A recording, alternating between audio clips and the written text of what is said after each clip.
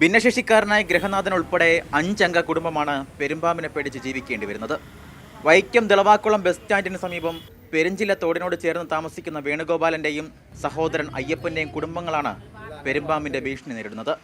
രാപ്പകൽ വ്യത്യാസമില്ലാതെ പെരുമ്പാമ്പ് പുരയിടത്തിൽ ചുറ്റുന്നുണ്ട്. അതിനാൽ കോഴിയെ വീട്ടിൽ നിന്ന് മാറ്റി മുയൽ ഉൾപ്പെടെയുള്ള വളർത്തുമൃഗങ്ങളെ തുറന്നുവിടാതെ കൂട്ടിലടച്ചാണ് ഇപ്പോൾ സംരക്ഷിക്കുന്നത്.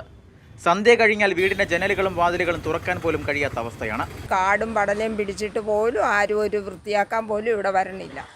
രാവിലെ ഒരു വെയിലിറക്കുമ്പോഴത്തേക്കും മുകളിൽ കയറും, അത് കഴിയുമ്പോഴത്തേക്കും ഒരു 4 മണിയൊക്കെ കഴിയുമ്പോഴത്തേക്ക് പൊത്തിലേക്ക് കയറും. രാത്രി ആകുമ്പോൾ എങ്ങോട്ടൊക്കെ വന്നേന്ന് നമുക്കറിയില്ലല്ലോ. ഞങ്ങൾക്കിപ്പം തീർത്തും ബാത്റൂമിൽ പോകാൻ പോലും വെളിയിലിറങ്ങാനായിട്ട് പേടിയായിട്ടിരിക്കുകയാണ്. ഫയർഫോഴ്സിന്റെയും വനം വകുപ്പിന്റെയും ഉദ്യോഗസ്ഥർ വിവരം അറിയിച്ചെങ്കിലും ആദ്യം പെരുമ്പാമ്പിന്റെ ഫോട്ടോ അയച്ച് നൽകാനാണ് ആവശ്യപ്പെട്ടതെന്ന് വീട്ടുകാർ പറയുന്നു. ഭീമൻ പെരുമ്പാമ്പ് പുറത്തിറങ്ങുന്നത് ഫോട്ടോ എടുക്കാനുള്ള ശ്രമത്തിലാണ് ഈ കുടുംബം.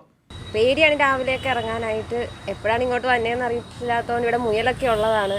അപ്പോൾ ഫോറസ്റ്റുകാരെ വിളിച്ചിട്ടുണ്ടായിരുന്നു. ആദ്യം ഫയർഫോഴ്സിനെയാണ് വിളിച്ചത്.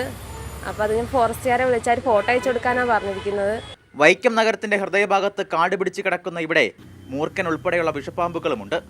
മാലിന്യം നിറഞ്ഞു കിടക്കുന്ന ഈ തോടും പരിസരവും വൃത്തിയാക്കാൻ നടപടി സ്വീകരിക്കണമെന്നാണ് നാട്ടുകാരുടെയും ഈ കുടുംബത്തിൻ്റെയും ആവശ്യം. മാതൃഭൂമി ന്യൂസ്, കോട്ടയം.